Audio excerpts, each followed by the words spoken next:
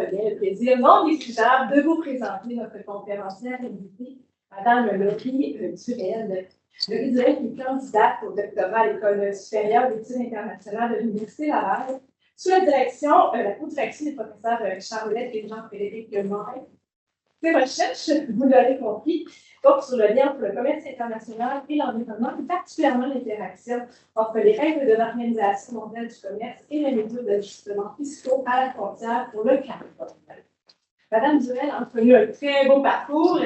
Elle a précédemment occupé, on le disait un petit peu plus tôt, elle a précédemment occupé des fonctions au sein de l'administration publique québécoise, notamment comme conseillère en politique commerciale au ministère de l'Économie et de l'Innovation du Québec et au ministère de l'Agriculture, des Pêcheries et de l'Alimentation du Québec, et comme conseillère à la Direction générale des affaires parlementaires de l'Assemblée nationale du Québec.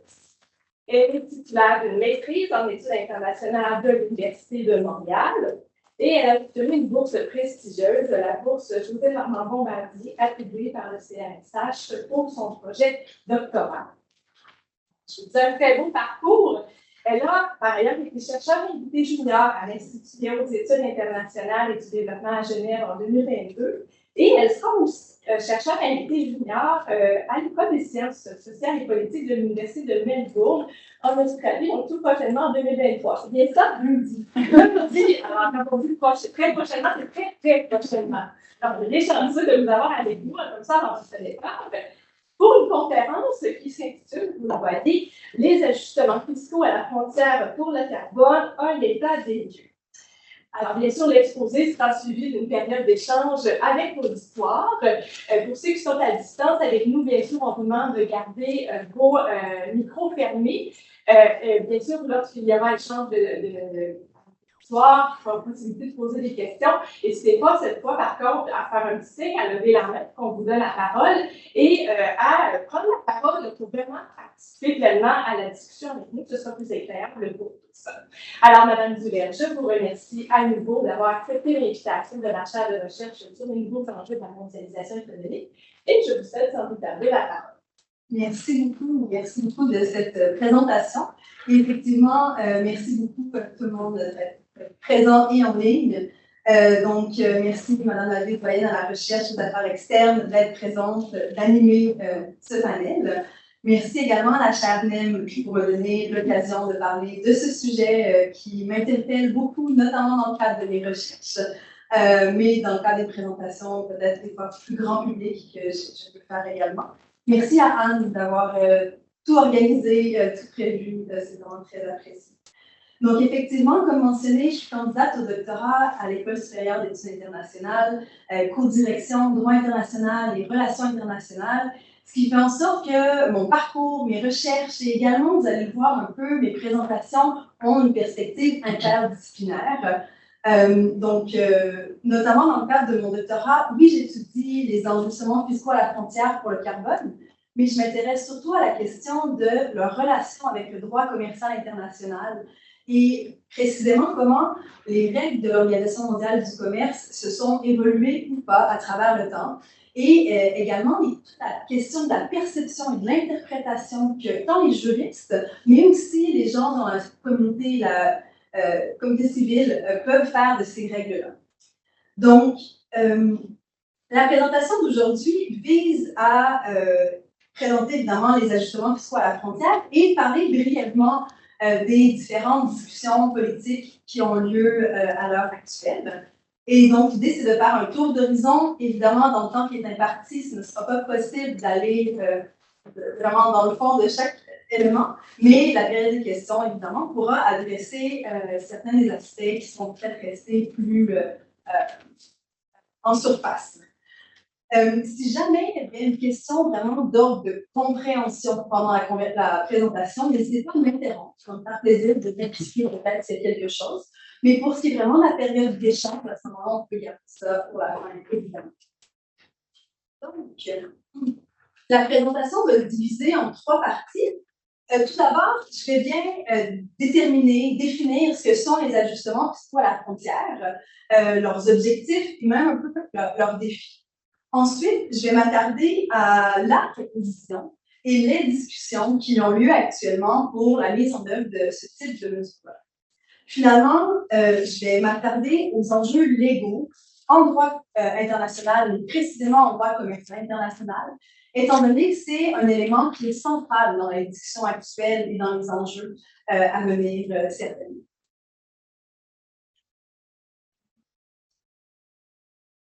Donc, mise en contexte, les ajustements fiscaux à la frontière pour le carbone. Avant de parler d'ajustements à la frontière pour le carbone, il faut revenir une étape à l'arrière et parler des politiques de prix pour les gaz à effet de serre. Donc, ces politiques de prix sont de plus en plus populaires à travers le monde. Au Québec, on le sait très bien, on a avec la Californie un système d'échange de quotas d'émissions depuis plusieurs années maintenant. Les provinces canadiennes ont également différents types de politiques qui visent à taxer les émissions de gaz à effet de serre. Mais la plupart de ces politiques ont des portées très différentes, que ce soit au niveau des produits qui sont visés, au niveau des gaz à effet de serre qui sont visés, et également au niveau du prix qu'on alloue à ces gaz à effet de serre. Également, pour le moment, il n'y a aucune politique multilatérale. Donc, on se trouve avec une espèce de panoplie de diverses initiatives, avec des portées différentes. Selon la Banque mondiale, en leurs plus récents chiffres, il y aurait actuellement uniquement un quart des émissions de gaz à effet de serre, en fait un peu moins d'un quart des émissions de gaz à effet de serre, qui sont actuellement couverts par des politiques de prix nationales pour les gaz à effet de serre.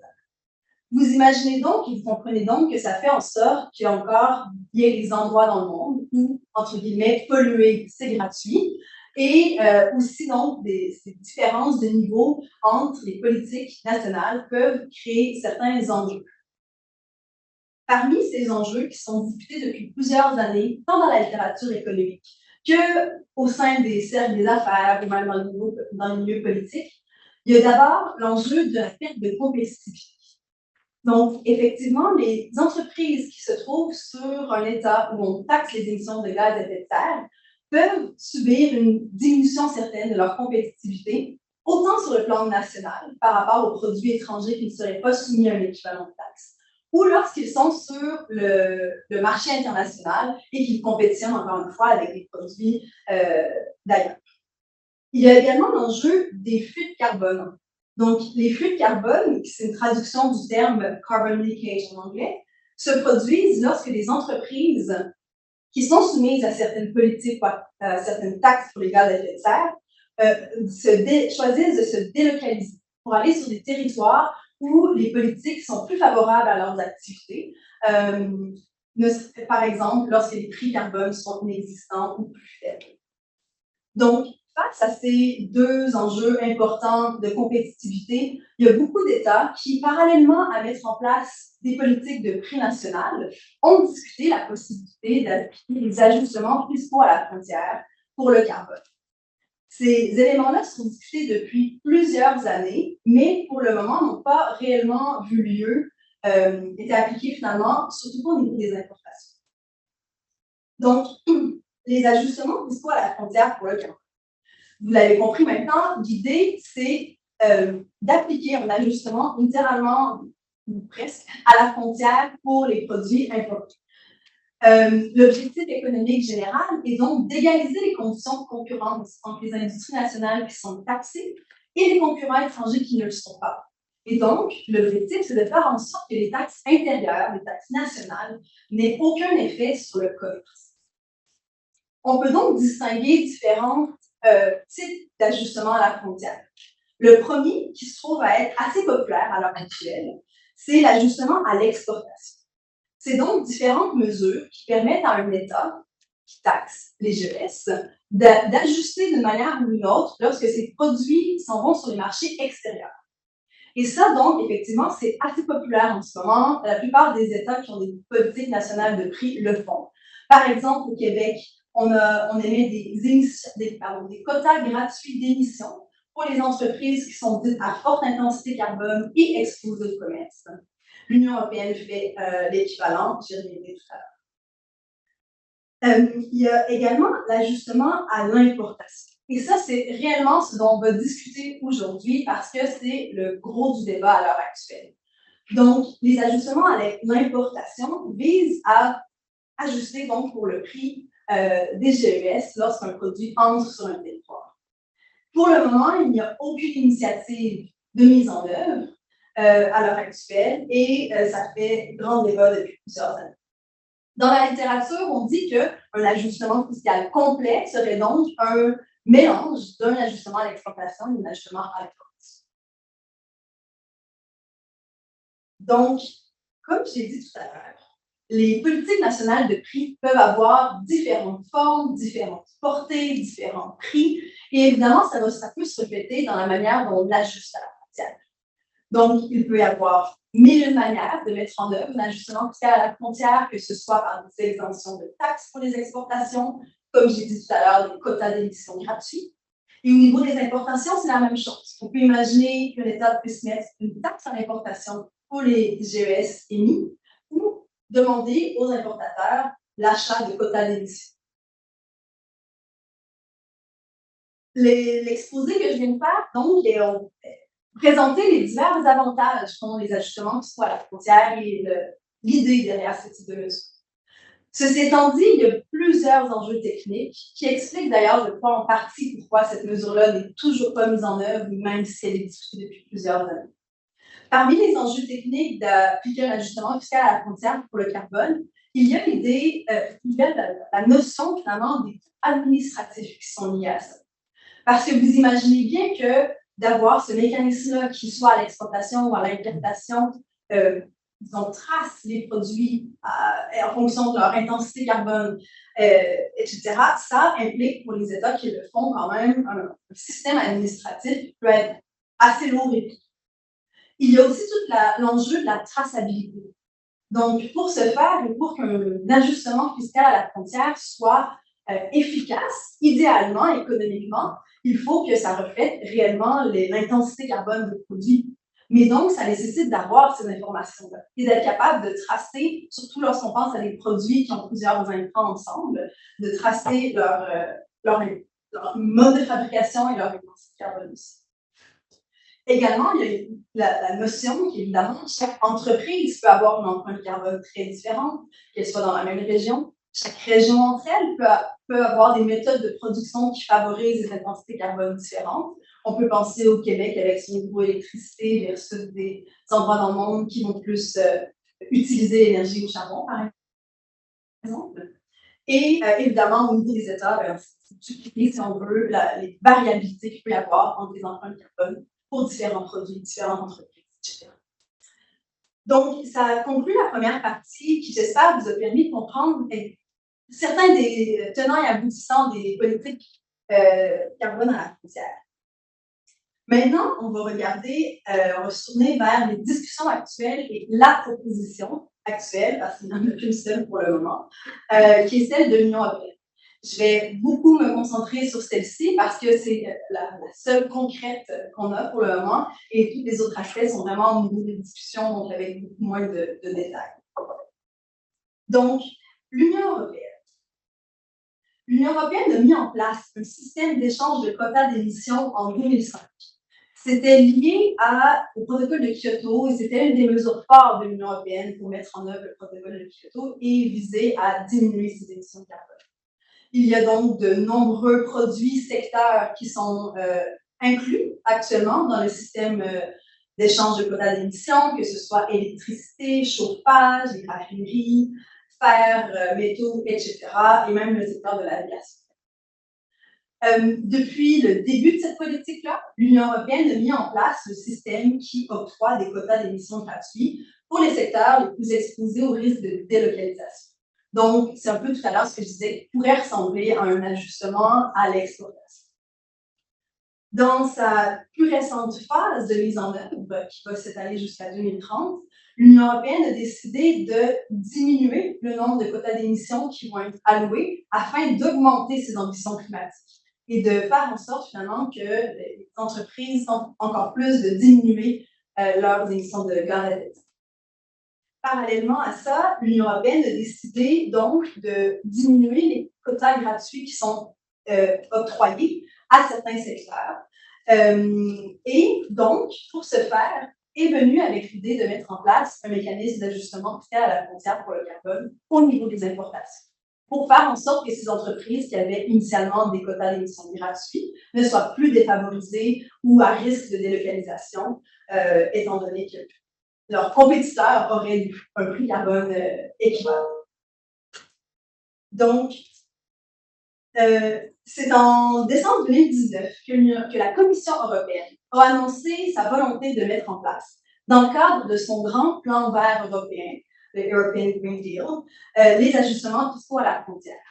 Il y a eu donc 2 ans de négociations internes au Parlement européen, aux commissions, etc. Et c'est en décembre 2022 que le texte provisoire de l'accord a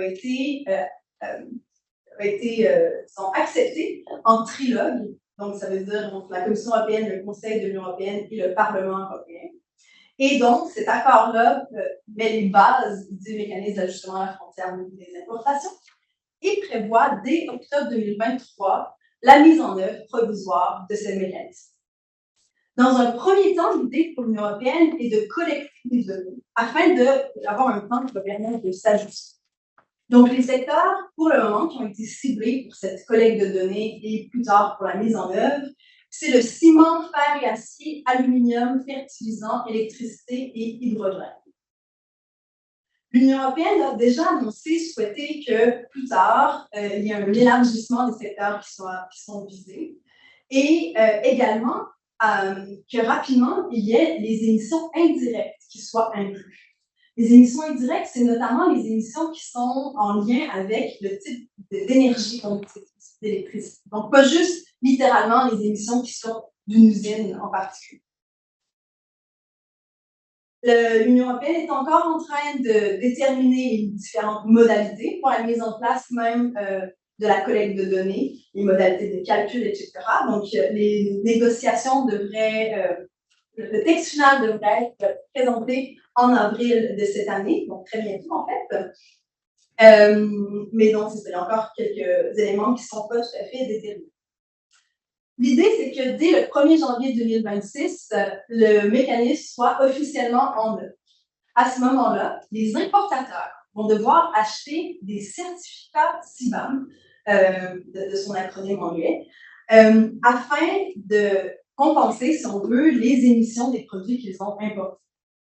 Donc, ces certificats-là vont établir la différence entre le prix des GES qui a été potentiellement payé sur le marché national d'un produit et le prix qui est moyen qui est en œuvre dans l'Union européenne. Cette moyenne-là va être faite à chaque semaine, donc hebdomadairement, pour le prix des GES au sein de l'Union européenne par rapport évidemment à leur marché d'échange de quotas.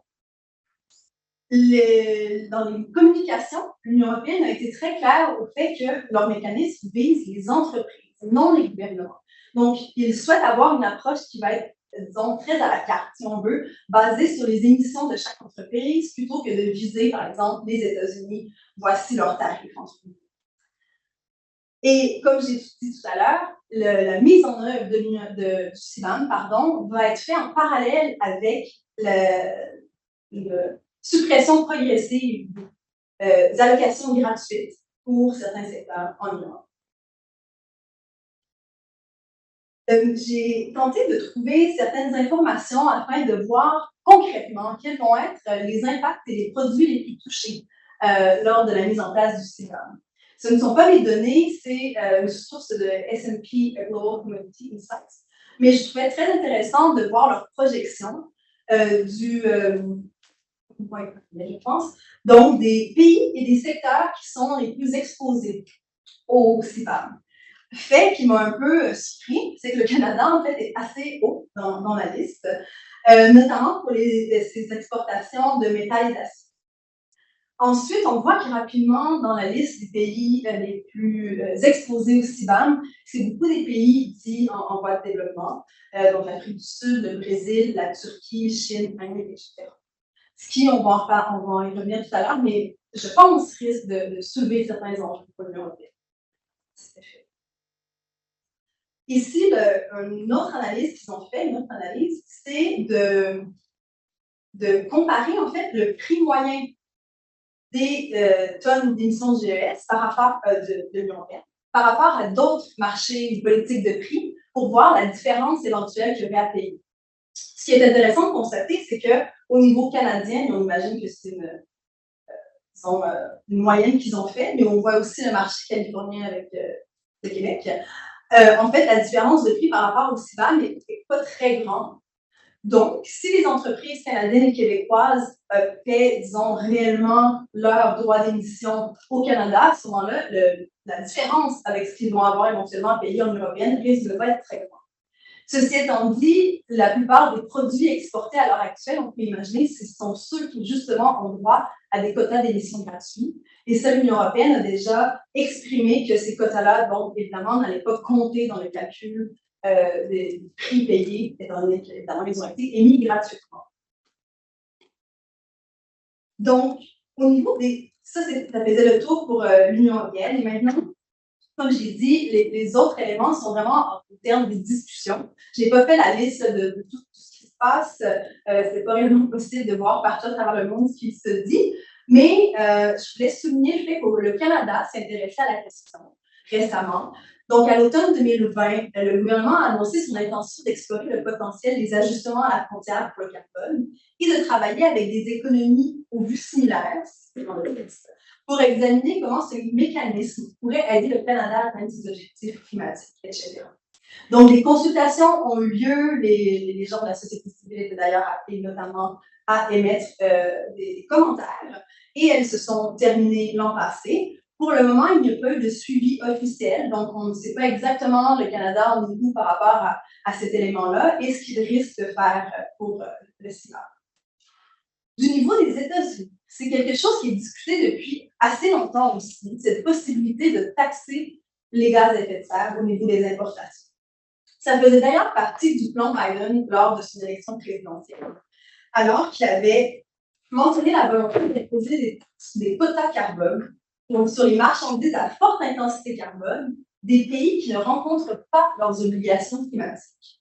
Donc là, je tiens à souligner qu'ici, c'est quelque chose qui est à l'extérieur de la définition que j'ai faite tout à l'heure des ajustements fiscaux à la frontière.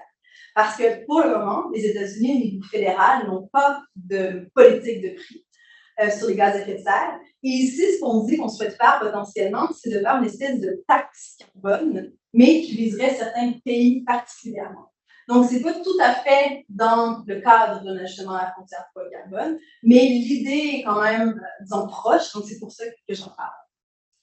Et, disons, depuis, il y a régulièrement donc, des représentants américains, des sénateurs américains, tant du côté des démocrates que républicains, c'est assez intéressant, qui postulaient l'idée, la possibilité d'appliquer un type de tarif de produits à haute intensité carbone. Donc, je tenais aussi rapidement à souligner certaines initiatives connexes. Donc, encore une fois, ce n'est pas l'équivalent réellement d'un mécanisme d'ajustement à la frontière, mais c'est quelque chose qui pourrait y ressembler. Il y a actuellement des discussions entre l'Union européenne et les États-Unis afin d'arriver à un accord sur, c'est la traduction peut-être pas idéale, mais un arrangement sur la capacité excédentaire mondiale d'acier et d'aluminium sur l'intensité carbone. Donc, on pourrait faire l'histoire de cette mesure-là pendant la période des questions, si vous voulez. Mais l'idée, en fait, c'est que les États-Unis, à l'heure actuelle, semblent souhaiter être exclus du mécanisme du CIBAM européen pour l'acier et l'aluminium, afin de négocier cette idée, donc, d'excédentaire, d'accord, sur l'intensité carbone. Pour le moment, la réponse de l'Union européenne, disons, il n'y a pas beaucoup d'informations publiques, mais de ce qui est possible de voir, c'est que l'Union européenne est assez frileuse pour le moment à cette idée d'exclure les États-Unis dans le cadre de cet accord-là, notamment pour des risques de compatibilité avec les règles de l'Organisation mondiale. Il y a également des discussions autour des clubs climatiques. Donc, la notion de club climatique a été popularisée au tournant des années 2015 par William Nordos, qui est un grand économiste, qui a notamment gagné le prix Nobel de la paix, le prix Nobel de l'économie, quelques années plus tard pour ses travaux sur le lien entre économie et climat. Et l'idée qu'il mettait de l'avant, c'était d'encourager certains États, un peu like-minded country, donc les États qui ont un partage de vues similaires, à se mettre ensemble pour se donner des engagements climatiques encore plus ambitieux et se donner donc en parallèle des avantages économiques pour créer un incitatif finalement pour que les États respectent leurs engagements climatiques, mais à l'inverse, pour créer un incitatif pour que les autres États se joignent au club, il y aurait potentiellement une espèce de phénomène de taxe pour les États qui seraient à l'extérieur de ce club climatique. J'en parle parce que actuellement, la présidence du G7 est assurée par l'Allemagne et à l'été passé, les Allemands ont mentionné cette idée d'explorer l'idée de faire un club climatique. On comprend qu'initialement, ils souhaitaient faire ça au sein du G7, mais les déclarations qui ont été faites à ce sujet-là sont, disons, assez vagues, il n'y a pas beaucoup d'informations. Et, disons, rapidement, il y a eu une certaine confusion qui s'est installée parce qu'évidemment, ça aurait pu être difficile, je crois, pour certains États de dire qu'on faisait juste ça au sein du G7. Et donc, il y a eu certaines ouvertures que ça pouvait être pour tout le monde. Et là, bref, je pense que c'est un peu flou ce qui va réellement arriver. Donc, ça conclut ma discussion sur l'initiative actuelle, les discussions qui ont pour le moment. Et maintenant, je vais me retourner sur l'aspect des enjeux légaux. Parce que comme j'ai mentionné dans le jeu, c'est une question qui est centrale lorsqu'on parle d'ajustement fiscaux à la frontière. Pour ceux qui font du droit commercial international, j'imagine que vous voyez tout de suite un peu les drapeaux rouges qui se lèvent de ces taxes qu'on applique aux frontières sur certains produits, etc. Et c'est d'ailleurs aussi un élément qui a été soulevé pendant de nombreuses années pour justifier de ne pas mettre en place des ajustements fiscaux à la frontière. L'Union européenne elle-même a d'ailleurs dit en 2006, à l'époque, que ce n'était pas possible de mettre en place ce type de politique-là. En fait, pour être plus précis, c'était le commissaire au commerce de l'époque qui avait fait ces déclarations. Et maintenant, donc, l'Union européenne va de l'avant avec ce mécanisme d'ajustement à la frontière et dit dans à peu près toutes ses déclarations publiques que ça va être conforme aux règles de l'OMC. Donc, c'est réellement un enjeu central, comme j'ai dit, pour différentes raisons. Donc, rapidement, je ne peux pas faire le cours complet que le professeur Ouellet fait si bien sur les fondements des règles de l'OMC, mais rapidement, ce qui est intéressant de voir, c'est qu'un ajustement fiscal à la frontière pour le carbone a en fait le potentiel de mobiliser quasiment toutes les règles vraiment centrales au système du commerce international. On pense à la notion de traitement national qui exige que tous les produits importés soient traités de la même manière que les produits similaires nationaux. Et là, il y a toute cette question de savoir est-ce qu'un produit similaire peut être en fait distingué par son intensité carbone. Il y a également l'idée de traitement de la nation la plus favorisée qui exige qu'un État ne puisse discriminer deux produits importés. Et là, encore une fois, est-ce qu'on peut discriminer les produits importés en fonction de leur intensité carbone? Et plus encore, comme j'y reviendrai tout juste après, le cadre climatique actuel, disons, dit qu'il faudrait offrir un traitement différencié pour certains pays qui n'ont pas la même responsabilité climatique. Donc, comment on prend en compte ce principe-là du régime climatique avec la notion de traitement de la nation la plus favorisée du régime commercial. Il y a toute la notion potentielle des restrictions quantitatives, surtout dans le contexte où l'Union européenne va donc émettre des quotas CBAM pour les importateurs. Les règles de subvention vont plutôt s'appliquer au CBAM au niveau de l'exportation, donc lorsqu'on donne des exemptions de taxes potentiellement à des produits qui vont être exportés. Donc, clairement, plusieurs règles qui sont mobilisées et beaucoup d'inconnus pour le moment, surtout évidemment, on n'a toujours pas de mesures de CBAM. Au niveau de l'OMC, on a évidemment tout ce qui est les exceptions générales qui permettent à certains États, en fait aux États, pardon, de déroger les règles de l'OMC pour ce qui est pour des fins qui seraient nécessaires, par exemple, à la protection de la santé des individus, à l'environnement, etc. Mais là, si vous survient la question de qu'en est-il d'une politique qui est, disons, entre autres, mise en place pour protéger, ou disons, égaliser les conditions de concurrence et limiter les feux de carbone, etc. est-ce qu'on peut réellement argumenter que c'est une exception qui pourrait, en fait, on pourrait utiliser une exception qui vise à protéger l'environnement. Donc, il y a également un flou à ce niveau-là. Et évidemment, en droit international, il n'y a pas que les règles commerciales, il y a aussi celles du régime, notamment climatique. Et comme je l'ai dit, la question du principe de la responsabilité commune et différenciée, qui requiert en fait que les États ne demandent pas la même part de responsabilité et d'action à tous les États. Donc ça, dans la mise en œuvre d'un CBAM, ça se fait légalement beaucoup d'enjeux. Donc, ces nombreux enjeux ont soulevé, ont fait couler beaucoup d'encre, surtout dans la communauté des juristes qui se spécialisent dans le droit du commerce international. À travers le temps, c'est, comme je dis, un débat qui a été là pendant de nombreuses années, surtout cette question de la légalité. Et donc, pour ma thèse, un des aspects que je me suis intéressée à faire, c'est de tracer l'évolution du débat. Et donc, ici, ce que j'ai fait, c'est que j'ai identifié l'ensemble des articles de doctrine qui portent précisément sur la question de la compatibilité des ajustements fiscaux à la frontière au niveau des importations par rapport à l'OMC. Et j'ai simplement codé à savoir chaque article de doctrine, comment il se positionnait. Je suis désolée, je fais ma thèse en anglais, donc les données sont en anglais, je n'ai pas pu traduire. Mais donc, comment chaque article se positionnait par rapport à l'éventuelle non-compatibilité, plus ou moins compatibilité, plus ou moins incompatibilité dans l'inverse, pardon, et compatibilité par rapport à l'OMC. Et ce que j'ai constaté, c'est qu'il y a un courant dans la doctrine actuelle qui semble être plus favorable au fait que les ajustements fiscaux à la frontière au niveau des importations seraient conformes aux règles de l'OMC. Donc, je trouvais ça intéressant d'apporter cet élément-là à la réflexion et potentiellement aux discussions qu'on va avoir tout à l'heure. Donc, ça conclut ma partie sur grossièrement le tour d'horizon des règles du commerce international. Donc, pour conclure, il y a plusieurs avantages, plusieurs opportunités, mais aussi des risques et des limites des ajustements fiscaux à la frontière.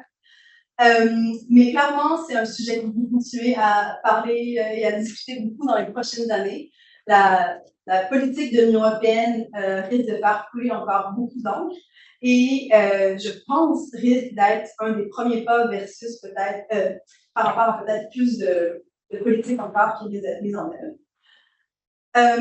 Comme je l'ai mentionné, il y a de nombreux défis qui existent dans la mise en œuvre des ajustements fiscaux à la frontière, que ce soit tant des défis de mise en œuvre pour des aspects administratifs, économiques, politiques, juridiques. Donc, ça va être très intéressant de voir toutes ces nuances-là évoluer au fil du temps, au fil des informations qu'on va avoir sur les précisions pour l'Union européenne.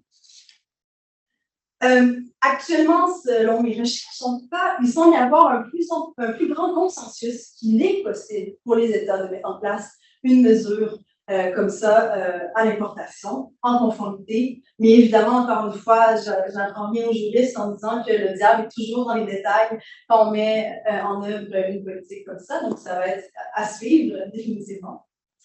Et également, les dernières années nous ont prouvé qu'on a beau avoir plein de règles en droit international et à l'OMC, etc. Parfois, les États n'attendent pas d'avoir un litige conclu afin de mettre en place certaines mesures de représailles. On pourra en reparler, mais l'Inde a d'ailleurs récemment dit qu'elle risquerait d'appliquer des mesures de représailles face au CBAM européen avant même de sous-entendre en fait un jugement négatif de l'OMC. Donc, dans ce contexte-là, peut-être qu'agir en coalition, en concertation, si l'Union européenne est capable d'augmenter ses discussions avec différents États, peut-être que ça risque donc de faciliter le processus de mise en œuvre du CBAM, dépendamment de la forme que ça risque de prendre. Donc, dans tous les cas, c'est à suivre définitivement. Je vous remercie de votre écoute et je suis heureuse de continuer la conversation avec vous. Merci, bravo pour un exposé, évidemment, sur un sujet qui, pour ma part, était plutôt inconnu. Donc, je peux saluer la clarté de votre propos, la structure efficace de votre exposé également. Est-ce qu'au niveau de la caméra, est-ce que vous savez? D'abord, excellent. Alors, bon, heureusement, vous avez mis pas plus de souffle que moi, mais néanmoins, venez vous asseoir pour favoriser la discussion comme ça avec le soir. Alors, un exposé tout en nuances, très collé sur l'actualité par ailleurs. Et je ne doute pas donc, sachant par ailleurs que des gens dont c'est même le pain et le beurre, en fait, qui ont un intérêt même pratique pour ces questions-là, et qu'il y a plusieurs étudiants aussi qui sont avec nous là, en personne ou en distance. Donc, je ne doute pas de la qualité des échanges qui suivront et que vous avez certainement su attiser. Alors, est-ce que, donc évidemment, c'est les gens à distance qui veulent ouvrir leur caméra, je le mentionne parce qu'on est face à vous qui êtes à distance, on vous verrait très bien, donc je vous bien à l'aise d'ouvrir votre caméra si vous le souhaitez ou pas, c'est libre à vous. Et bien sûr, de participer là, si vous souhaitez prendre la parole. Et bien sûr, je m'adresse aussi aux personnes qui sont avec nous dans la salle, donc qui voudraient briser la glace. Évidemment, avoir des questions, mais qui sont plus des questions de professeurs. Là. Alors, c'est peut-être pas là où on veut aller non plus. Je peux les garder dans ma manche. Alors, est-ce que quelqu'un parmi vous aimerait lancer la discussion avec Allez-y. Je peux m'en occuper. Oui. Bon, merci Laurie pour cette présentation. Elle était d'une grande clarté et d'une grande précision. Très appréciable. C'est un sujet qui me parle forcément, puisque je fais une thèse aussi sur le droit de l'OMC. En fait, j'ai plusieurs questions pour toi, mais je vais en commencer par une. Le mécanisme d'ajustement carbone à la frontière va avoir un impact sur certains pays en développement, ce que tu as mentionné, et j'ai tilté parce que dans la liste des pays que tu nous as montré, sur les pays qui allaient être les plus impactés, soit l'Union européenne est déjà en négociation avec eux pour un accord commercial régional, soit elle l'a déjà signé. Et donc, je voulais savoir si dans le cadre de tes recherches, tu étais justement vérifier, voir ce qu'il se disait, soit dans les comités de travail qui pouvaient être institués dans le cadre de ces accords, sur ce qui pouvait être dit par rapport à ce mécanisme d'ajustement, et voir quel impact éventuel est-ce que ce projet de règlement peut avoir sur les négociations qui sont en cours. Je pense notamment avec le Mercosur, puisqu'il y avait le Brésil dans la liste. Et je pense aussi au Canada pour un accord qui a été négocié, puisque j'ai pas mal travaillé sur la question et je sais que dans le cadre des comités de la ECG, c'est un sujet qui est beaucoup discuté. Donc, est-ce que tu as été fouillé tout ça et qu'est-ce que tu peux nous dire par rapport à ça? Merci beaucoup de la question. Très pertinente, définitivement. Les informations que j'ai et les recherches que j'ai faites sont beaucoup au niveau de actuellement les discussions que l'Union européenne a avec ses partenaires. Donc, l'Union européenne se dit très active pour expliquer comment son mécanisme va fonctionner. Elle utilise d'ailleurs le terme, je pense, assistance technique, précisément pour les pays en développement, en disant qu'elle souhaite offrir ce genre d'éléments-là, faciliter la mise en œuvre de son CBAM. Donc, ma compréhension actuelle est que les discussions n'ont pas nécessairement lieu dans des forums institutionnalisés, précisément. D'ailleurs, pour mes recherches, j'ai regardé toutes les discussions qui ont été faites dans le cadre du comité commerce et environnement à l'OMC.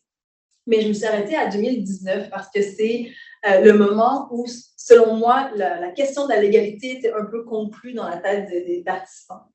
Et ce que j'ai trouvé fascinant de voir, c'est qu'en fait, les ajustements fiscaux à la frontière ont été discutés pendant longtemps à l'OMC, mais dans des périodes bien avant, en fait, le plan vert européen, etc. Et depuis plusieurs années, c'est des discussions qui pouvaient difficilement avoir lieu dans le cadre de l'OMC, par exemple, parce que certains États ne voulaient pas du tout en entendre parler, et donc, évidemment, étant donné les règles de consensus, etc., bloquaient ce type de discussion-là. Pour ce qui est des forums, des accords de libre-échange, j'avoue que je n'ai pas fait l'exercice de voir s'il y avait des documents publics qui nous permettaient d'avoir ces informations-là. Effectivement, on peut imaginer qu'un des points de la ECG, c'est de mettre plein de comités qui visent plein de comités en place qui visent à favoriser les discussions, la coopération, etc. Donc, c'est vrai qu'on peut imaginer qu'il y a eu des discussions entre l'Union européenne et le Canada, et voire même la société civile dans le cadre de ces comités-là. Mais donc, pour ce qui est des négociations des accords de libre-échange, d'abord les accords de libre-échange, c'était un élément que je me demandais en commençant mes recherches aussi, dans quelle mesure l'Union européenne avait peut-être un peu mis la table à son mécanisme en incluant dans ses accords de libération bilatéraux régionaux certaines politiques, dispositions qui lui auraient permis de faire ça. Et j'ai trouvé en fait très peu de choses. Donc ça, c'est une question en fait en suspens. Pour ce qui est de l'impact sur les négociations en cours, comme le Mercosur, ma compréhension, c'est que les négociations du Mercosur sont peut-être conclues, mais le texte, évidemment, n'est pas adopté. Mais je peux. Oui, il a été adopté par le Parlement. C'est ça. Donc, puis je pense que ça fait quand même genre un an et demi, 2 ans, que c'était conclu. Donc, encore une fois, il semble y avoir une espèce de décalage entre l'annonce du CBAM qui est arrivée en décembre 2019 et qui, pour plusieurs, est un peu une surprise. L'Union européenne n'en parlait pas réellement avant. C'est vraiment, ça a été mis dans le plan vert européen, puis là, on s'est dit, ah, OK, ça sent bien. Au niveau européen, ils ont pris donc 2 ans à négocier un peu à quoi ça pourrait ressembler. Et donc, j'ai l'impression qu'il y a eu un décalage par rapport au Mercosur et que c'est peut-être ce qui explique, à ma connaissance, il n'y a pas nécessairement de mécanisme dans le Mercosur. OK. Parce que je t'invite quand même à regarder les rapports d'activité des différents comités de la ECG. Il y a quand même beaucoup de choses qui ont été dites, beaucoup de discussions qui ont eu lieu entre le Canada et l'Union européenne sur la compatibilité de ce mécanisme avec la ECG et sur la manière dont le Canada pourrait participer à l'élaboration du mécanisme. Parce que suite à ça, je crois que le Canada a aussi envisagé la possibilité de mettre en place pour son marché un mécanisme d'ajustement carbone à la frontière. Et donc, on voit bien quand même la résonance qu'il peut y avoir à l'intérieur de ces comités avec ces différents projets de loi. Voilà, c'était ma première question. Et si vous avez des questions, n'hésitez pas. Absolument, merci beaucoup. Juste pour définitivement, j'imagine que je devrais porter plus attention à ces rapports-là de comité pour la ECG.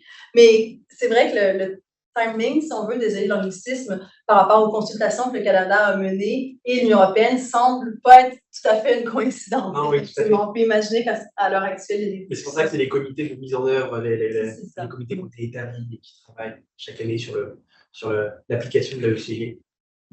Eux qui se sont intéressés à la question. Merci. Vous aviez une question aussi? Oui, mais encore merci Laurie pour ta présentation. Effectivement, comme on l'a dit, c'était vraiment très clair. J'ai une question qui est un peu suite à ce qui a été dit, mais à la fin, je me parlais des représailles de l'Inde, des représailles anticipées de l'Inde. Est-ce que tu sais pourquoi ce pays en particulier et pas, par exemple, la Chine, le Bangladesh ou un autre État similaire? Et je ne suis pas non plus allée vérifier l'accord en négociation entre l'Inde et l'Union européenne. Est-ce que tu sais si ça a pu avoir des influences dans les négociations et dans les chapitres qu'on a pu négocier? Merci. Bonne question pour l'Inde. Moi aussi, j'avoue que quand j'ai vu les pays qui étaient les plus vocaux à s'opposer à ça, au début, je trouvais que ça ne correspondait pas beaucoup. Notamment, j'aurais imaginé les États-Unis être très, très vocaux. J'en comprends maintenant que c'est parce qu'en fait, ils ont des discussions peut-être plus privées avec l'Union européenne et que c'est comme ça qu'ils, j'ai l'impression, tentent de s'ajuster. Effectivement, moi aussi, j'aurais totalement imaginé la Chine être très vocale par rapport au CBAM.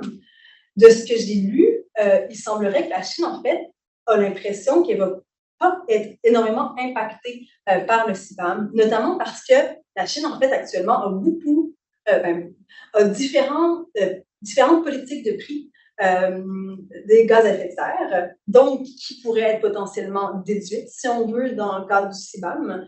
Et je lisais même des commentateurs qui suggèrent que ça va être une motivation pour la Chine, qui est quand même, somme toute, assez active dans la lutte au changement climatique. Et donc, ça risque d'être une motivation pour la Chine d'aller de l'avant avec une politique de prix au niveau national, parce que pour le moment, les initiatives sont plus régionales. Et donc, que de cette manière-là, finalement, la Chine pourrait s'en sortir pas trop mal. C'est ma compréhension face aux lectures que j'ai faites. Pour ce qui est de l'Inde, effectivement, le tableau que j'avais trouvé tout à l'heure qui montrait que c'était un des pays assez impactés, ça me faisait réaliser donc peut-être l'enjeu qu'il voit. Et à ma connaissance, l'Inde, pour le moment, n'a aucune forme de politique de prix sur les gaz à effet de serre. Donc, effectivement, on peut imaginer qu'eux, l'impact va être très direct. De plus, dans les analyses et discussions que j'ai faites dans le cadre de l'OMC, l'Inde est particulièrement vocale à disons, revendiquer ce principe des conventions climatiques de responsabilité commune mais différenciée. Commentaire personnel, mais je pense pour des très bonnes raisons. Effectivement, je crois que c'est tout à fait justifié qu'elle revendique qu'elle n'a pas les mêmes responsabilités face aux enjeux climatiques. Et donc, j'ai l'impression que c'est une des raisons qui la pousse à être, disons, particulièrement active à repousser ou à challenger ce mécanisme-là. Puis le Bangladesh envoyait donc des pays, secteurs impactés qui n'étaient pas particulièrement visés peut-être de par ces importations. Donc, j'imagine que pour le moment, il y a des secteurs qui sont visés. Ça doit expliquer pourquoi ils n'ont peut-être pas autant d'énergie à mettre que l'Inde sur cette question-là. D'accord. Merci. Alors, j'ai vu que nous avons des questions parmi les gens qui sont à distance. Et si je ne me trompe pas, la parole irait d'abord à M. Olivier Dulude. Oui, bonjour, merci beaucoup pour la présentation. Ah, je vais ouvrir ma caméra. Voilà. Merci beaucoup pour la présentation. J'ai une question par rapport à l'écart entre la protection qui est offerte au niveau de la compétitivité des entreprises puis les fuites de carbone entre le CBAM puis les allocations gratuites. Parce que le CBAM européen est accompagné d'une élimination progressive des allocations gratuites. Donc, il semble y avoir cette idée-là que l'un va remplacer l'autre. Mais ça n'a pas exactement la même protection. Puis on le voyait bien là, dans le schéma où il y avait l'exportation puis l'importation, là. Actuellement, le CBAM ne protège pas nécessairement, en tout cas de la manière qui est proposée en Europe, ne protège pas nécessairement contre l'exportation, puis il protège seulement partiellement pour l'importation parce qu'il vise, on l'a vu, certains secteurs qui sont plutôt en amont de la chaîne de valeur et ils ne s'intéressent pas aux produits manufacturés. Donc, je me demandais, est-ce qu'il y a des études qui ont été faites pour analyser la matérialité ou l'importance de cet écart de protection-là entre les deux mécanismes, soit l'allocation gratuite d'une part et le CBAM de l'autre? Merci pour la question. J'ai pas lu d'études à ce sujet-là. J'imagine que la Commission européenne doit en avoir plein parce que clairement, ça a été un des gros enjeux au sein du Parlement européen surtout, de comment conjuguer cette diminution de la protection que certains secteurs européens ont depuis donc des années à la mise en place du CBAM. Il faut aussi réaliser, mais j'imagine que vous l'avez bien compris, mais que ça fait en sorte que tout d'un coup, il y a des entreprises européennes qui n'avaient pour le moment jamais payé, si on veut, là, de quotas d'émissions pour le gaz à effet de serre, qui tout d'un coup se ramassent à devoir planifier ça. Donc ça, j'imagine, ça doit également faire partie des tensions qu'il y a à l'heure actuelle. Donc, pour votre question par rapport à l'alignement, la seule chose que j'ai vue, c'est que c'est pas tous les secteurs qui vont avoir une diminution de leurs allocations gratuites. D'abord, dans sa phase là, de l'ETS européen depuis 2021, l'Union européenne a commencé par revisiter les secteurs qui avaient droit à ces quotas gratuits et commencer à en exclure des secteurs qui, j'imagine, étaient peut-être moins justifiés d'avoir ces quotas gratuits. Donc ça, c'était un des premiers éléments. Le deuxième, c'est parmi ceux qui ont encore droit à ces quotas gratuits, de faire une espèce de deux catégories. Ceux qui sont très exposés au commerce et au risque de délocalisation et ceux qui le sont moins. Et ceux qui sont très exposés, ma compréhension actuelle, c'est qu'ils vont continuer à bénéficier d'allocations gratuites. Donc, c'est plus ceux qui sont une espèce d'entre-deux, qui, eux, vont voir leur nombre d'allocations gratuites diminuer à travers le temps, en parallèle à la mise en œuvre progressive donc du CBAM. Mais je n'ai pas beaucoup d'informations plus par rapport au nombre exact, etc. Et j'ai l'impression que c'est le genre d'élément que l'Union européenne n'a pas parfaitement défini. Comme je disais tout à l'heure, il y a encore des négociations qui doivent se faire, notamment au mécanisme de calcul, etc., et qui vont s'échelonner en fait jusqu'en 2025, donc juste avant la mise en œuvre réelle, si on veut, là, du 1er janvier 2026 pour le CBAM.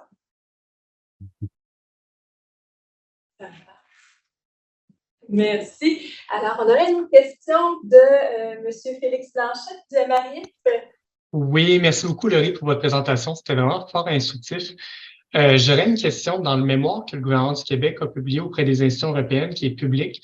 De mémoire, il y avait un des arguments avancés qui était relativement au fait de faire un appariement entre partager les données sur l'intensité de carbone de certaines industries et déduire un peu le niveau de technologie. Disons, une aluminerie, si on a une intensité carbone d'un niveau, ben, on est capable de déduire un peu le type d'équipement qui est, ce qui est quand même une information avantageuse à avoir. Donc, je serais curieux de vous entendre un peu sur ce défi technique-là, peut-être au plan politique et droit et économie. Là. Très bonne question. C'est clair qu'on peut imaginer que ça demande un certain niveau de transparence pour les entreprises de devoir donner toutes ces informations-là par rapport à...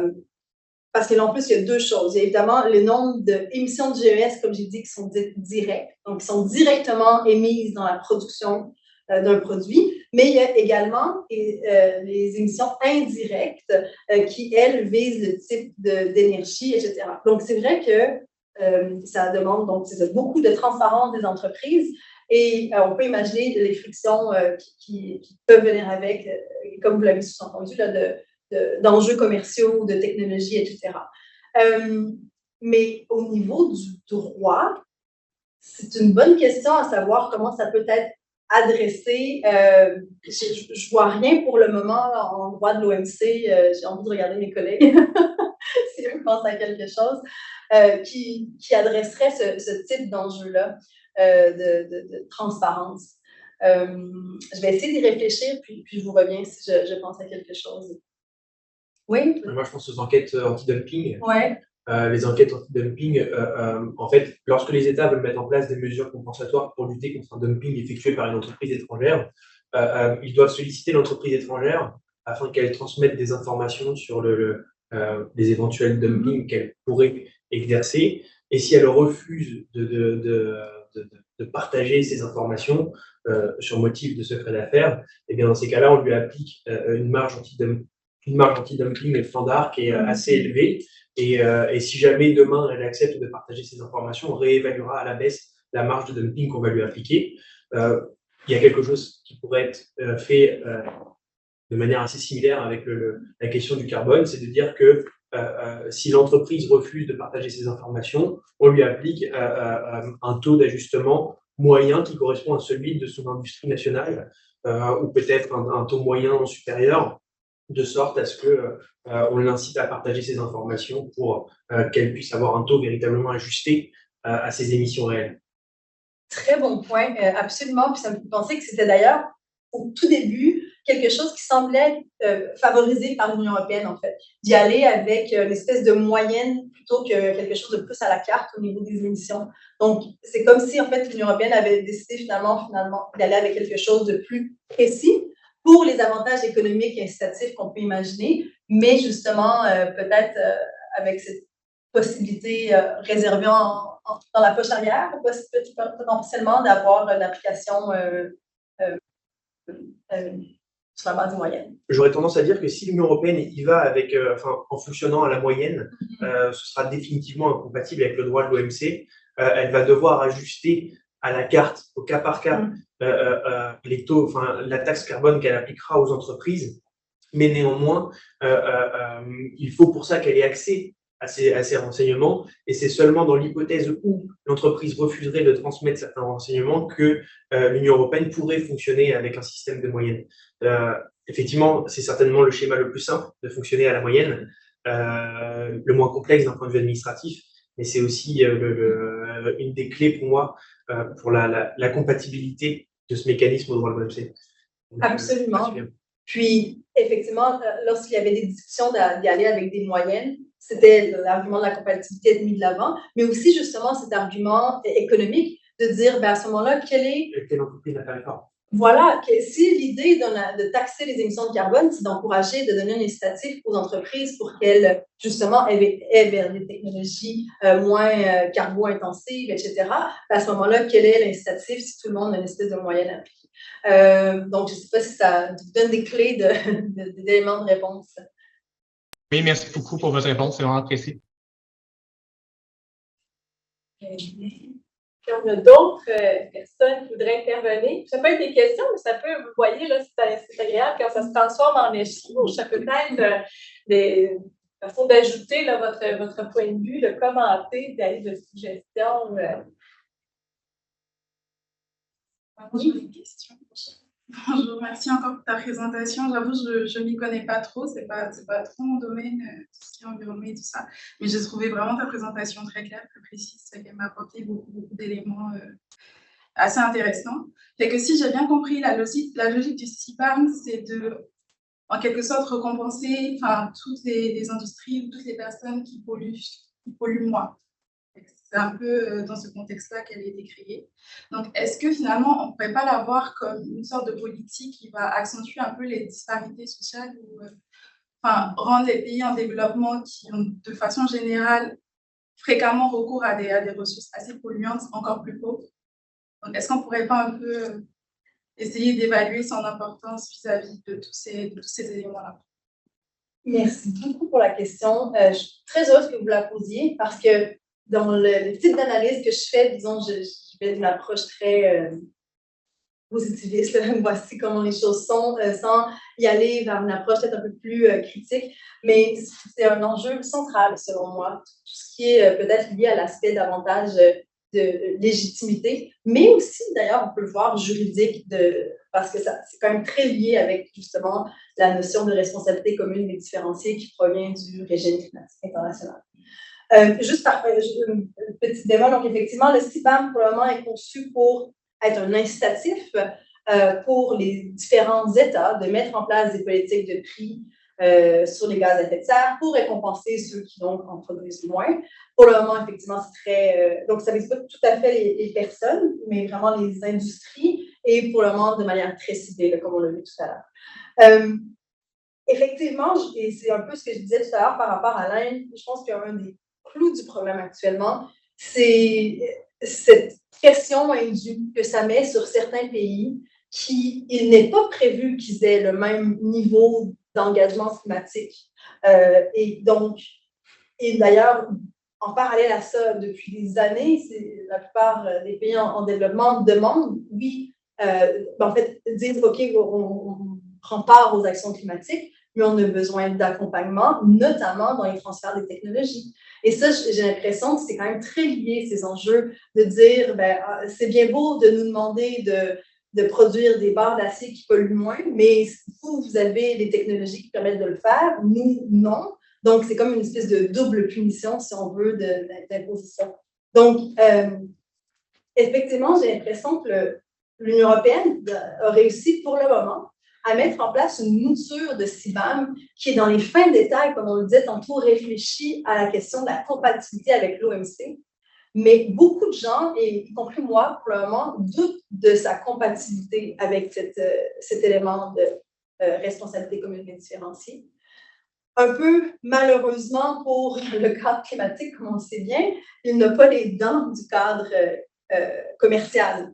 Donc, j'ai l'impression que l'Union européenne a un mécanisme qui pourrait effectivement passer le mécanisme de règlement des différends de l'OMC, mais il n'y a pas l'équivalent du point de vue climatique.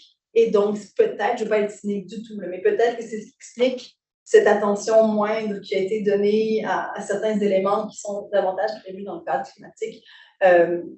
Et effectivement, donc, vous avez raison, il y a, je pense, cette notion de double pénalité, finalement, qui peut potentiellement être imposée aux pays qui sont, d'une part, comme on le sait, les plus vulnérables dans un contexte de crise climatique et aussi économique par rapport aux conditions. J'aurais juste une question toute bête, un petit. Fait que normalement, ces taxes-là, si elles sont retenues, elles vont être redirigées vers quel secteur? C'est une excellente question. Pour le moment, ça fait partie des éléments qui ne sont pas à 100% définis dans l'accord qui a été fait au niveau européen. Il est prévu que ça va être les États membres qui vont percevoir les certificats CBAM. Je n'ai pas vu beaucoup de détails à exactement où l'argent allait être redistribué, etc. C'est d'ailleurs des gens qui s'intéressent beaucoup aux questions d'application de la responsabilité commune mais différenciée. Une des idées était de dire, peut-être qu'on pourrait utiliser ces allocations-là pour justement aider les pays qui en ont besoin à faire ces changements technologiques-là qui sont également nécessaires pour la décarbonation. Mais donc, pour le moment, j'ai l'impression que ce n'est pas 100% défini. On sait que c'est les États membres européens qui vont recevoir ces allocations carbone, mais je ne pense pas qu'il est prévu que ça retourne au secteur développement. Vous avez une information? Je crois qu'à court terme, l'Union européenne a prévu que les taxes qui allaient être perçues servent au remboursement de la dette à laquelle l'Union européenne a souscrit durant la crise Covid. Okay. Puisque pour ceux qui maîtrisent un tout petit peu le droit de l'Union européenne, c'est la première fois que l'Union européenne emprunte en son nom de l'argent sur les marchés financiers. Elle a emprunté quelque chose comme 750 milliards pour soutenir les États pendant le Covid. Et comme l'Union européenne n'a pas véritablement de ressources propres, si ce n'est certaines taxes sur la valeur ajoutée, il était prévu que ces taxes carbone, justement, permettent de financer la dette Covid. Donc, à court terme, c'est ça. Après, à long terme, je ne sais pas ce qu'ils comptent en faire. J'avais également vu ce lien-là qui avait été fait en 2019 dans le cadre de la présentation du plan vert, mais les informations plus récentes semblaient un peu se décaler de ça. Mais à suivre, vraiment, là, je ne peux pas dire que je connais l'arrangement qui est rendu par cœur, mais c'est ça, à suivre. Merci. Excellente question. Est-ce qu'il y en a d'autres? Bien à l'aise? Vous y réfléchissez. Je vais peut-être glisser ma question. Ah, mais non, ici, non.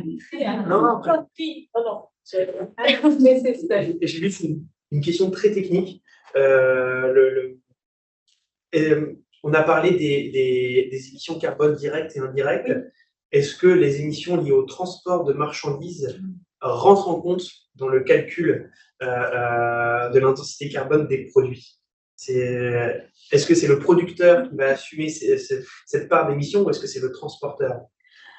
Je souris un peu nerveusement parce que quand je vois les calculs économiques qui sont faits pour les calculs d'émissions, à chaque fois je me dis ouf, on va passer vite à travers ça, en toute franchise.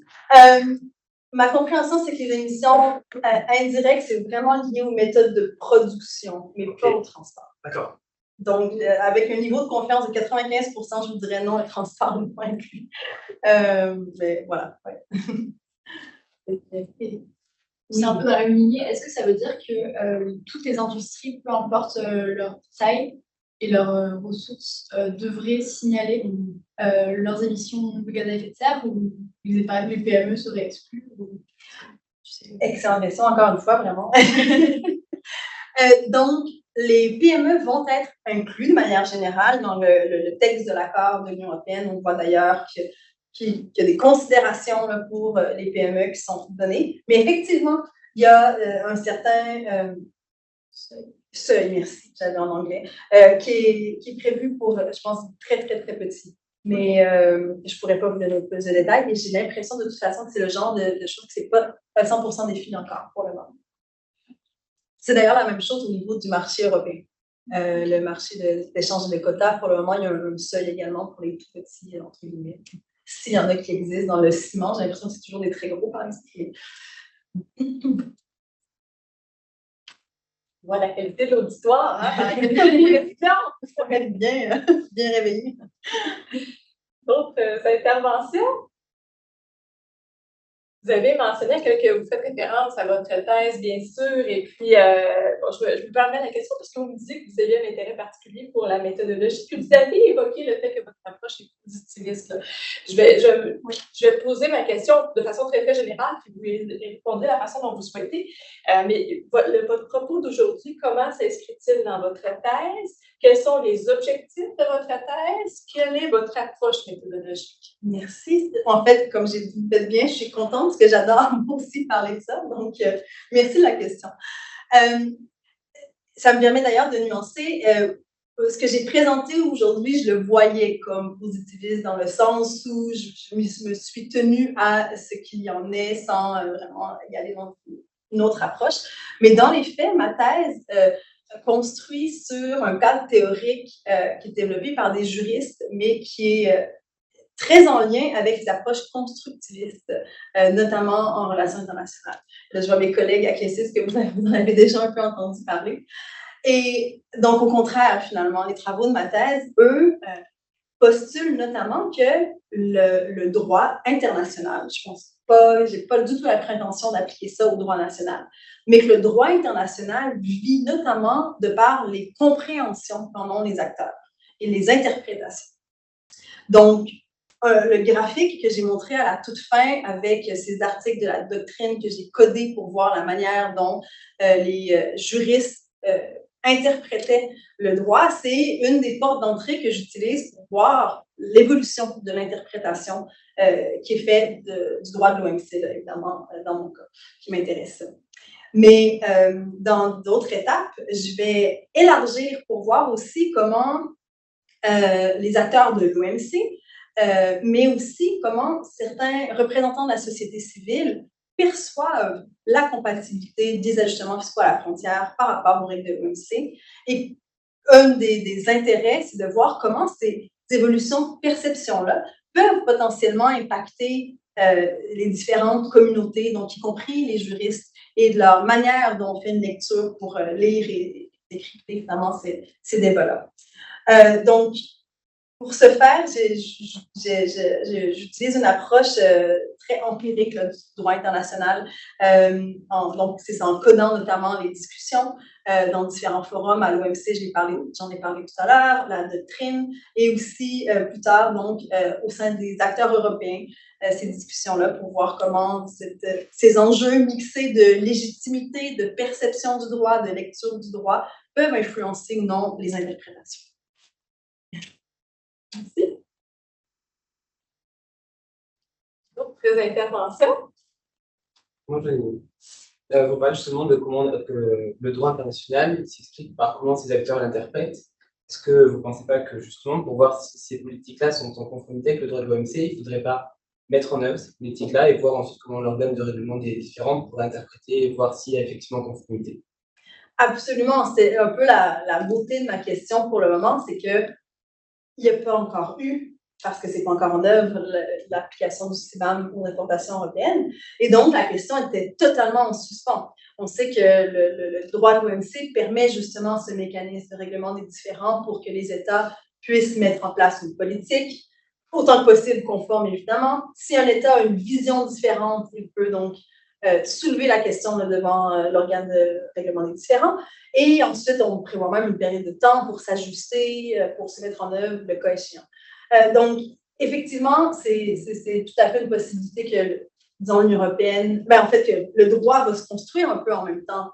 En fait, carrément, le droit va se construire en même temps par rapport au CBAM, parce que l'Inde, en plus de ses possibilités de mesures de représailles, a quand même dit aussi qu'elle adresserait la question devant l'OMC. Donc, on peut imaginer que dès que la mesure va être, j'imagine même le jour 1, que la mesure va être mise en œuvre, il risque d'y avoir un différend. La question, par exemple, c'est aussi de savoir comment ça va se passer dans le cadre de l'OMC actuellement et bloqué. Donc, la première étape du processus de règlement des différends, groupe spécial qui fonctionne encore, mais au niveau de l'organe d'appel, c'est bloqué pour le moment. Et j'arrive plus à me rappeler si l'Inde va signer le... Non, on va signer, merci. Je comprends que j'ai vu ça. Oui, je ne sais pas si je rentre trop dans les détails, mais vous avez une question. Sinon, je pense que c'est bon, mais du coup, je mets un petit peu en relation et c'est compliqué à mettre en pratique. Oui, exactement. Puis, définitivement, je pense que tout le monde est très hâte de voir concrètement, réellement, comment l'organe de règlement des différends va lire cette fameuse question qui, comme je l'ai dit, a fait couler beaucoup d'encre dans la doctrine à travers le temps et donc amené multiples questions. Oui. Oui. J'ai envie que tu te positionnes un petit peu. D'après toi, ouais. Quelle solution pourrait être adoptée par l'organe d'appel? Là, on est évidemment dans une question très prospective.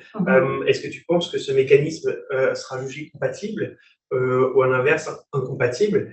Et dans cette hypothèse, quelle est la solution, d'après toi, pour qu'on parvienne à mettre en œuvre un mécanisme d'ajustement, que ce soit de manière unilatérale ou peut-être par la voie d'un accord international ou autre?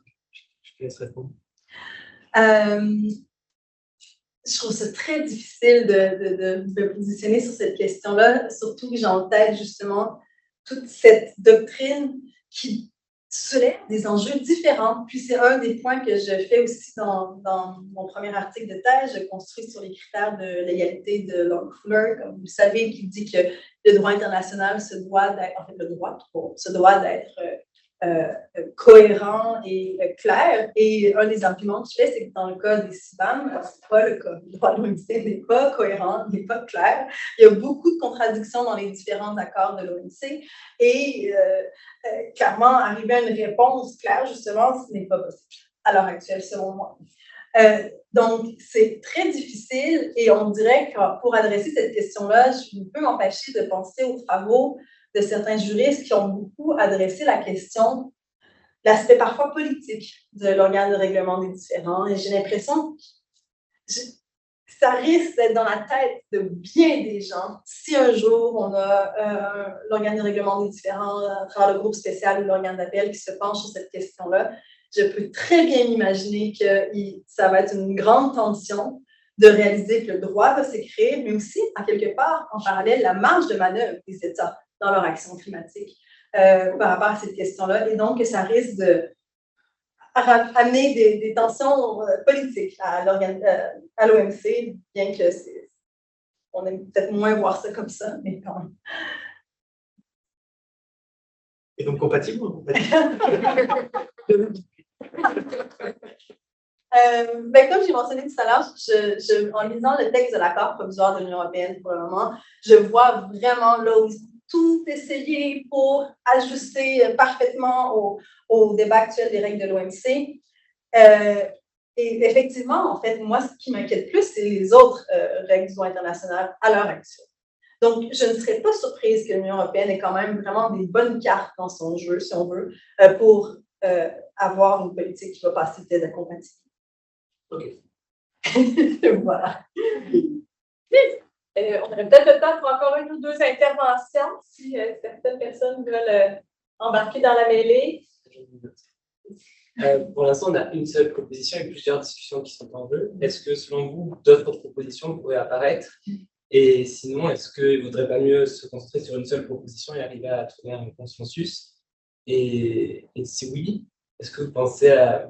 Je pense que c'est un peu, on ne peut pas trop y répondre, mais est-ce que vous arrivez à penser un petit peu une date à laquelle ce serait important en fait, de commencer maintenant à acter les discussions et à commencer à trouver une solution, parce qu'on est quand même face à une crise actuelle qui même qui dure depuis longtemps. Donc, est-ce que maintenant, vous n'arrivez pas à vous dire OK, on discute, on propose, mais maintenant, il faudrait aussi qu'on mette en place, qu'on ait tout ça sur le point.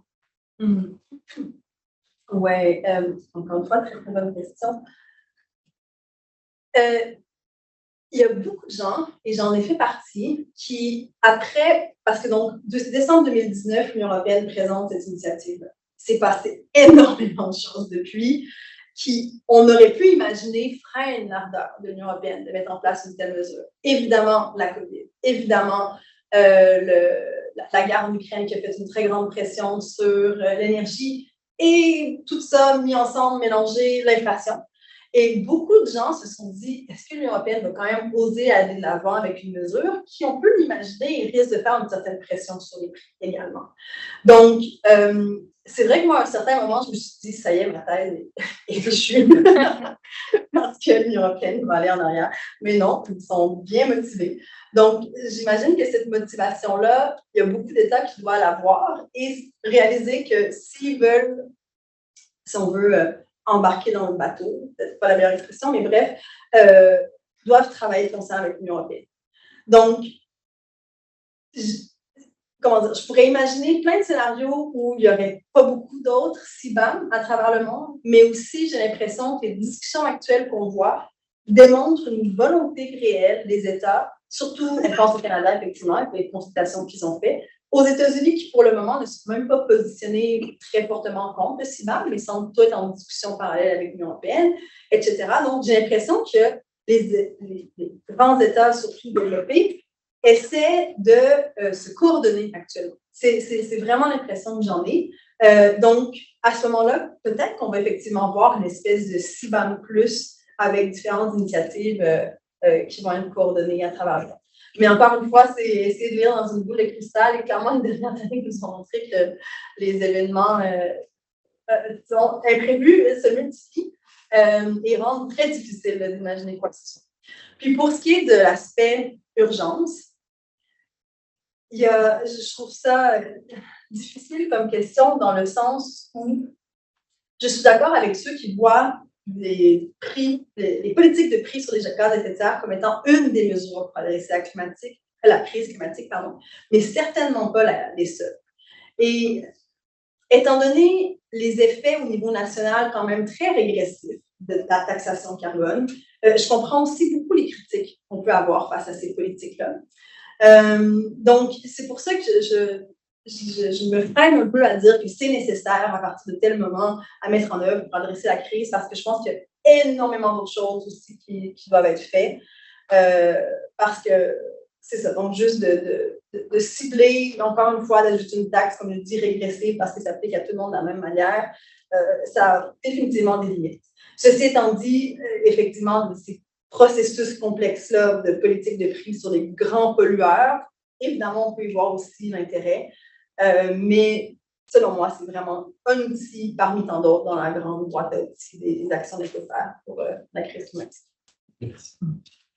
Merci. Alors, je pense que le moment est vraiment venu de vous remercier là, pour tout ça. D'abord, pour un exposé d'une grande qualité qui a suscité une discussion fort intéressante, des questions là, qui étaient parfois assez corsées, je pense, auxquelles vous avez répondu de façon admirable. Alors, je vous en félicite et vous en remercie.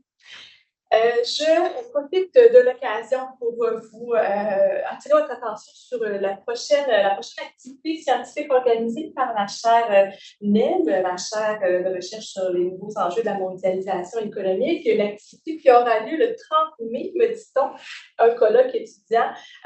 Donc, plusieurs d'entre vous avez très certainement déjà entendu parler, là, un colloque qui va quand même comporter plus d'une vingtaine de conférences, un colloque bilingue en mode hybride. Je vous invite aussi, par ailleurs, pour ceux qui n'évoluent pas déjà dans la communauté là, autour de la chaire, à visiter le site de la chaire et bien sûr à vous abonner à son infolettre si ce n'est pas déjà fait. Et je terminerai encore une fois en vous remerciant, chère conférencière, en remerciant l'auditoire et en remerciant Mme Vanali, qui est la coordonnatrice très précieuse de la chaire NEM, qui a donc vu au bon déroulement de cette activité d'aujourd'hui. Alors, merci beaucoup et je remercie également l'équipe facultaire des événements qui a aussi contribué à la tenue de cette activité. Alors, merci à tous, merci pour ceux qui étaient à distance avec nous, merci à ceux qui se sont déplacés jusqu'ici aujourd'hui et donc au plaisir. Bonne fin de journée.